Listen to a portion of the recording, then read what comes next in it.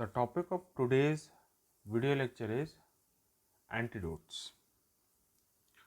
This video is divided into four parts. First, we'll know about what are antidotes. Then we'll move on to types of antidotes. Then we'll explain all its types. And in the last, we'll conclude the session. So let's begin. What are antidotes? According to WHO, antidotes are defined as therapeutic substance used to counteract the toxic actions of specified xenobiotes.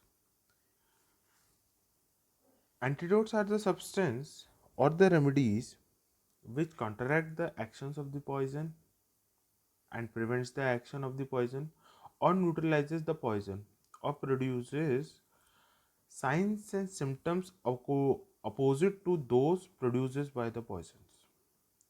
The antidote works in two ways. You have to understand the antidote works in two ways. One, by counteracting the effect of poison by neutralizing them, and secondly, antagonizing their physiological effects. In both the ways, the antidote works against the poison.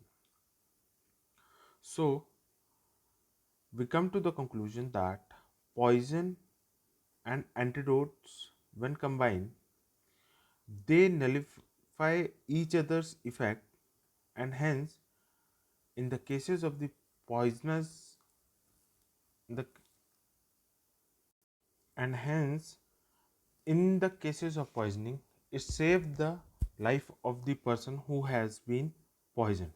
Now we have to understand what is the need of antidote.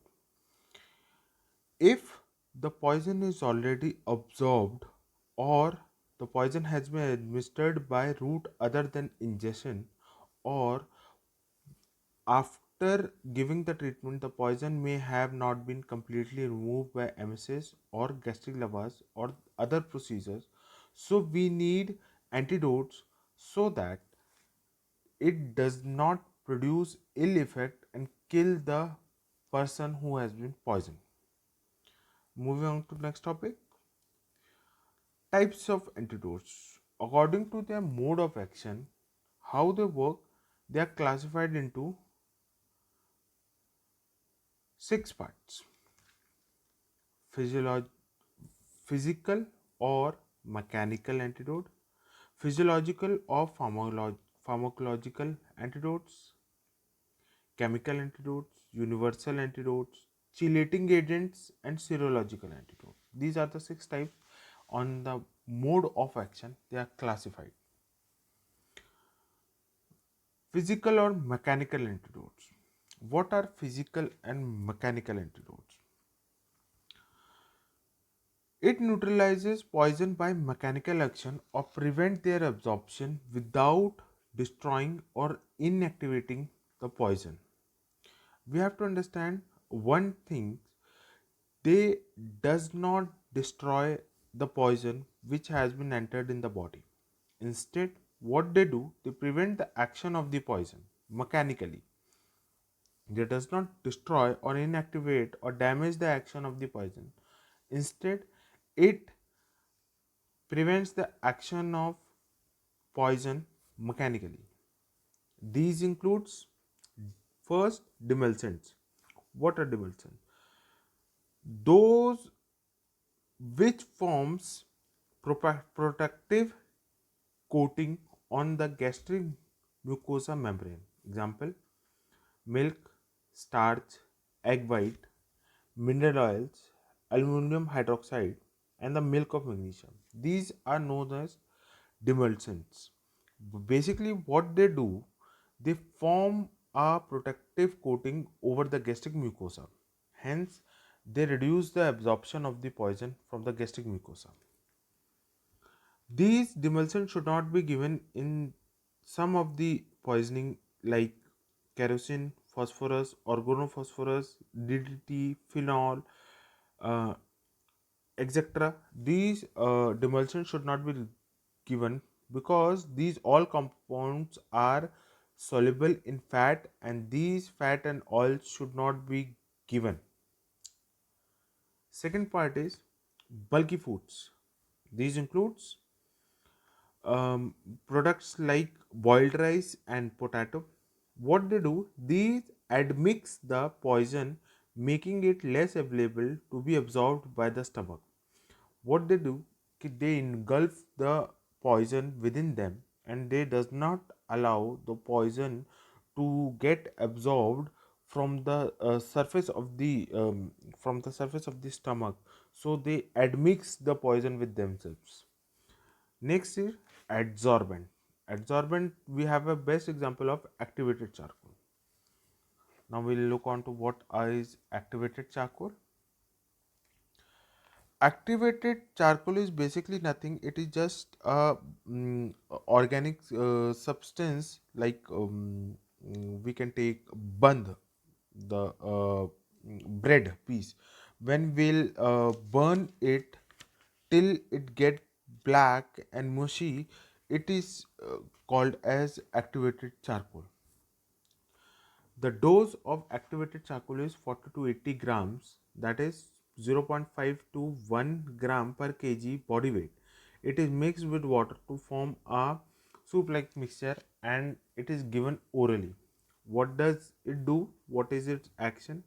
It acts mechanically by absorbing and retaining within its pore, especially alkaloid poison, allowing the charcoal toxin complex to be evacuated with stool.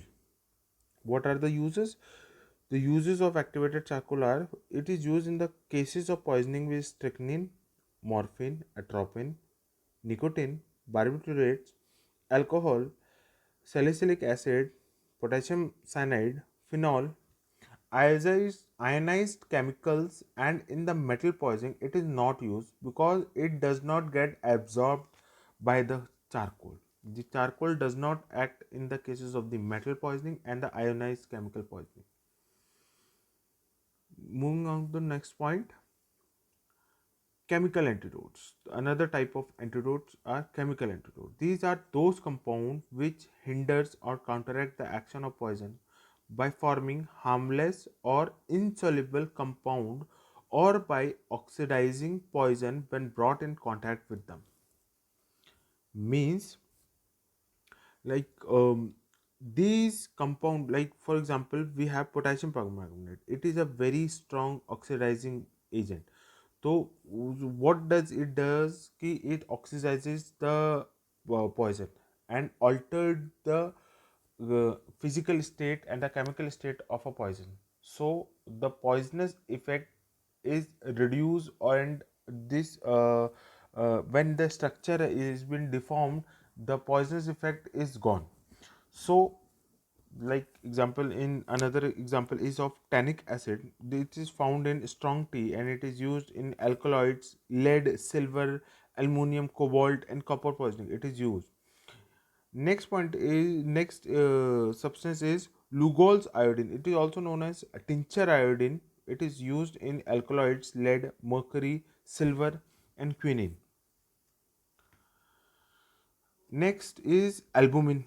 Albumin is basically the white part of the egg that participates.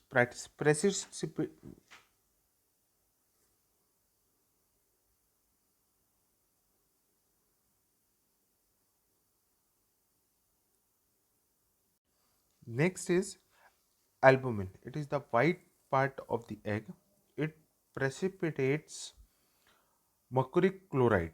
It is used in basically mercury chloride poisoning.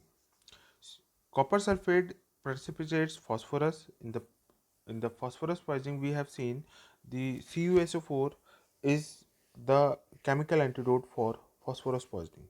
Common salt is also used in the poisoning of silver nitrate. It help in poisoning of silver nitrate. Dilute alkali. Example, milk of magnesia and alkaline hydroxide will neutralize acid. The freshly prepared ferric oxide is used against and used in arsenic poisoning. Next, moving on to universal antidote. What is universal antidote? It is a combination of physical and chemical antidotes used where the nature of the ingested poison is unknown or when it is suspected that more than two poisons are taken. The constitution is powdered charcoal, magnesium oxide, या milk of magnesia, and tannic acid. The powdered charcoal is obtained from burnt toast, milk of magnesia, and tannic acid is this tannic acid is obtained from strong tea.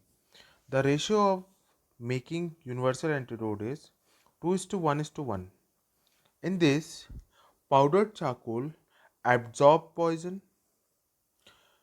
milk of magnesia neutralizes acids, and tannic acid precipitates alkaloids. So, this combination is known as universal antidote. It has yet not been used since 1980 because the benefits of using activated charcoal is more than using universal antidote. Next is physiological or pharmacological antidote. These are also known as specific antidotes as they produce effect which are opposite to that of poison. Example: atropine for pilocarpine, diazepam for strychnine, naloxone for morphine, and so on. These also include another type of antidotes known as serological antidotes that some authors has classified under the heading of physiological or pharmacological antidotes. These are anti-snake venom for snake bite poisoning and anti-rabies serum for dog bites. Next is chelating agents. What are chelating agents? These are those compounds which when binds with metal forms a non-toxic compound also known as chelates. In this we have the first is British anti-Lewis. It is used in arsenic, lead, bismuth, copper, mercury, gold and other heavy metal poisoning. How does it act? What is the action of BAL? The BAL has two unsaturated SH group which combine with the metal and thus prevent the union of the metal with the SH group of the respiratory enzyme system. What is the doses? The 10% solution in oil is made and 3 to 5 mg per kg IM 4 hourly for 2 days, 6 hourly for third day and 12 hourly for next 10 days is given. The next chelating agent is penicillamine. It is sold under the name cupramine. What is the action? It hydrolyzes product of penicillin. It is a hydrolysis product of penicillin has got a stable SH group. The treatment of choice for copper, lead and mercury poisoning. What is the dose? 30 mg per kg body weight up to a total of 2 gram per day in 4 divided days orally for about 7 days. The next is the next chelating agent is desferrixamine. It is very useful in acute iron poisoning. The dose is 2 gram in 5% of glucose solution given IV and repeated after 12 hours. Next chelating agent is EDTA. The full form is EDTA is ethylene diamine tetraacetic acid. This is effective in lead, copper, cobalt, cadmium, iron and nickel poisoning. How does this work? The action is it is highly ionized, therefore distribute only extracellularly and rapidly excrete in urine by glomerular filtration, carrying the toxic metal along with it. What is the dose? Dose is 25 to 35 mg per kg body weight in 250 to 500 ml of 5% of glucose or normal saline IV over a period of 1 to 2 hours period, twice daily for 5 days and may be repeated after 2 to 3 days. The next chelating agent is Saxaimar. Saxaimar is a useful in lead, mercury, and arsenic poisoning. It is superior to EDTA in treatment of lead poisoning as it is less toxic to the kidney and can be given in 6-GPD deficient patients. The action is similar to BAL. The dose is 10 mg per kg orally every 8 hours for 10 days. Now, the conclusion is that in this, you must be seeing many of the antidotes written against the indication in which cases we can give. So, in toto, we come to a conclusion that antidotes are those substances which acts against the poison given in the emergency condition to the poisoning patient to save the life of the person.